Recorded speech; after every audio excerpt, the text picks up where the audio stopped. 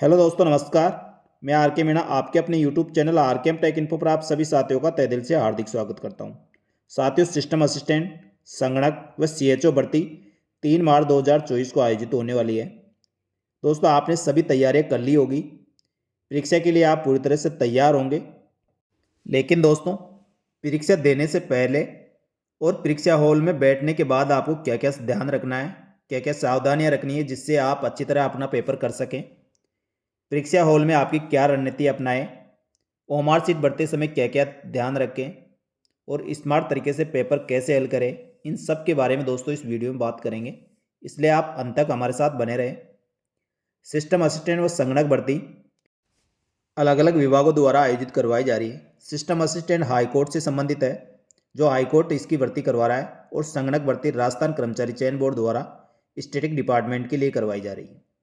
साथियों, किसी भी एग्जाम के लिए समय प्रबंधन बहुत ही ज़रूरी है। यदि आप समय से कोई काम करते हैं तो वो अच्छा होता है, और किसी प्रकार की हड़बड़ाहट की वजह से आप समय पर कोई काम नहीं कर पाते तो आपके मन में और दिल में घबराहट रहती है, आपका पेपर अच्छा नहीं होता है। इसलिए दोस्तों, सबसे पहले तो आपको समय पर परीक्षा केंद्र पर पहुंचना है। परीक्षा शुरू होने से आप 1 घंटे पूर्व परीक्षा केंद्र पर पहुंच जाए।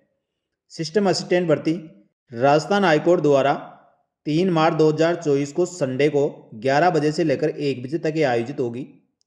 इसके लिए एडमिट कार्ड जारी कर दिए गए हैं, वहाँ से आप डाउनलोड कर सकते हैं। और दोस्तों, इस भर्ती में नेगेटिव मार्किंग नहीं है, इसलिए पेपर को आप सोच समझ के अच्छी तरह से हल करें। और जो पेपर के दिशा निर्देश होते हैं, ओएमआर सीट और पेपर मिलता है, उसके दिशा निर्देशों को ध्यानपूर्वक पढ़ें। उसके बाद ही आप पेपर को हल करना प्रारंभ करें। सबसे पहले दोस्तों, आप अपनी ओएमआर सीट में बेसिक डिटेल्स जैसे नाम, roll number, booklet number, answer booklet number, ये सभी चीज़ें ध्यानपूर्वक भरें। कई अभ्यर्थी इसी में गलती कर देते हैं, जिससे उनका पेपर लास्ट तक सही नहीं हो पाता है, और वो इसी टेंशन में रहता है कि मेरे रोल नंबर गलत भरा आ गए या बुकलेट नंबर गलत भर गए। तो आप इसका विशेष ध्यान रखें और आराम से पहले बेसिक डिटेल भरें, उसके बाद पेपर को हल करना प्रारंभ करें। इसके बाद दोस्तों, संगणक भर्ती और सीएचओ भर्ती। संगणक भर्ती सुबह मॉर्निंग में 10 बजे से लेकर 12 बजे तक, व सामुदायिक स्वास्थ्य अधिकारी सीएचओ भर्ती जो पुनः आयोजन हो रही है, ये भी 3 मार्च को दोपहर 3 बजे से लेकर 4:30 बजे तक आयोजित होने वाली है।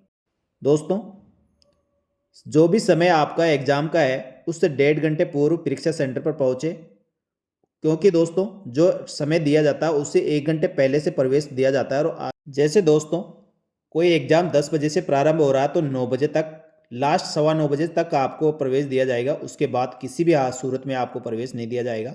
इसलिए समय का बहुत ही अच्छी तरह ध्यान रखें, क्योंकि दोस्तों पिछले एग्जामों में मैंने भी कई एग्जाम सेंटरों पे देखा है, परीक्षार्थी 10 बजे जो एग्ज़ाम है 9:30 बजे तक वहाँ पहुँच रहे हैं, तो वो अभ्यर्थियों को एग्ज़ाम सेंटर पे प्रवेश नहीं दिया गया था और वह वापस घर लौट गए थे।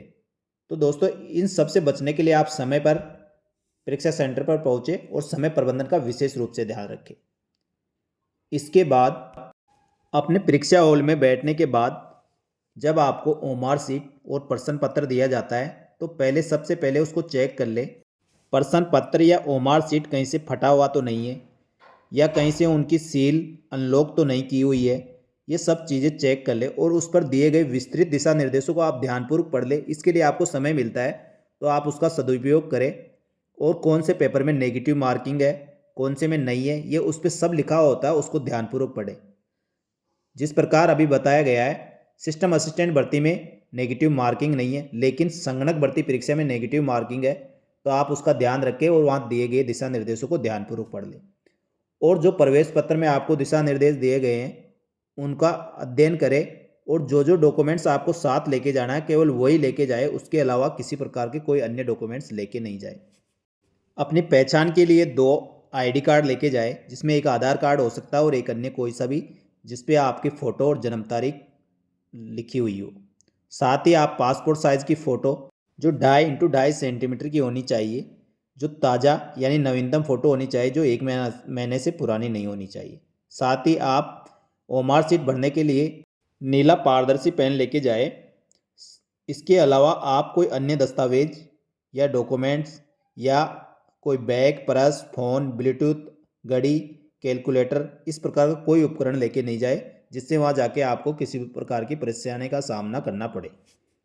साथियों, ओएमआर सीट भरते समय आपको विशेष ध्यान रखना, सबसे पहले बेसिक डिटेल जिसमें आपके रोल नंबर, बुकलेट नंबर या प्रश्न पत्र क्रमांक ये आपको ओएमआर सीट में भरना होता है। तो आप ऊपर पेन से नंबर लिखें और उसके नीचे जो बबल होता है उसी को गोला करें। पिछली परीक्षाओं में दोस्तों कई अभ्यर्थियों के कमेंट आ रहे थे कि हमने रोल नंबर 2 गोले भर दिए हैं या क्वेश्चन के 2 आंसरों पर गोले कर दिए हैं। ऐसा दोस्तों बेसिक डिटेल भरते समय आपसे गलती हो जाती है तो आप अंत तक उसके लिए परेशान होते हैं और आपका पेपर सही नहीं हो पाता। तो इन सब चीज़ों का आप ध्यान रखें और बेसिक डिटेल भरने के बाद आप पहले क्वेश्चन को पढ़ें। क्वेश्चन पढ़ने के बाद यदि आपको वो प्रश्न आ रहा है तो आप उसके निशान लगा लें। ए ब से द में से जो भी आपको उसका आंसर लग रहा है उस पर हल्का सा निशान लगा ले। ऐसे पढ़ते हुए आप शुरू के आधा घंटे में पूरे पेपर को पढ़ ले और जो क्वेश्चन आपको आ रहा है उस पर हल्का सा टिक लगाते जाए। ये सब करने के बाद दोस्तों आप देखिए आपके पेपर में कितने क्वेश्चन आपके सही हो रहे हैं। 100 में से लगभग आपके मान लो 50 क्वेश्चन सही हो रहे हैं, 50 पे आपको कोई आइडिया नहीं है अभी। तो आप 50 क्वेश्चन करने के बाद ओएमआर सीट में आप गोला भरते जाए और नेक्स्ट क्वेश्चन को आप पढ़ते जाए। यदि उनमें से आपको क्वेश्चन का आंसर सही लग रहा है तो आप भरे, नहीं तो नेक्स्ट क्वेश्चन को करते हुए आगे बढ़ते जाए। और दोस्तों राजस्थान कर्मचारी चयन बोर्ड द्वारा अब भर्ती परीक्षाओं में 5 ऑप्शन दिए जा रहे हैं। तो आपको पाँचों ऑप्शन उसी स्थिति में भरना है जब आपको बिल्कुल भी कोई क्वेश्चन नहीं आ रहा और आप उसको अटेम्प्ट नहीं करना चाहते और नेगेटिव मार्किंग है तो आप पाँचों ऑप्शन ई को भरना चाहिए। और यदि प्रश्न पत्र में नेगेटिव मार्किंग नहीं है तो आपके पाँचवें ऑप्शन को बिल्कुल भी नहीं भरना चाहिए, आपको 4 ऑप्शनों में से कोई सा एक ऑप्शन भरना चाहिए। स्मार्ट तरीके से आप पेपर को कैसे हल करें इसके लिए सेपरेट एक वीडियो बनाया हुआ है, उसको आप देखें और एक विशेष रणनीति के तहत आप पेपर को हल करें, आपको बहुत ही हेल्प मिलेगी। इसलिए उस वीडियो को एक बार जरूर देख ले। उसका लिंक मैं डिस्क्रिप्शन बॉक्स व आई बटन दोनों जगह दे दूंगा, तो आप उसको विस्तृत रूप से अध्ययन करें। आपको सभी भर्ती परीक्षाओं में वो बहुत ही महत्वपूर्ण होने वाला है। साथियों उस वीडियो में आपको राइट सर्किल क्रॉस वाला फार्मूला बताया है, वह फार्मूला बहुत ही कारगर होता है किसी भी परीक्षा के लिए, तो आप उसको एक बार जरूर देखें।